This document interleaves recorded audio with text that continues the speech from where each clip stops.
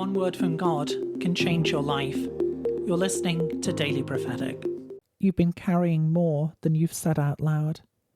There have been places in your heart that have been marked by what has happened in the past. Places where you've wondered if you will ever be fully clean, if you will ever be fully whole again.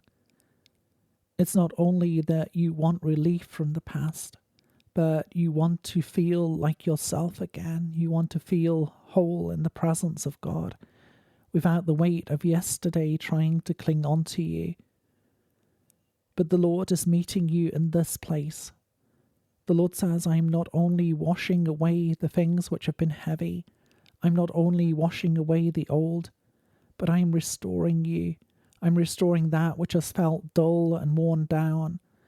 I am the one who is making you whole and new, and I'm shining the light of my glory upon you, so that you will be radiant with my light, radiant with my love.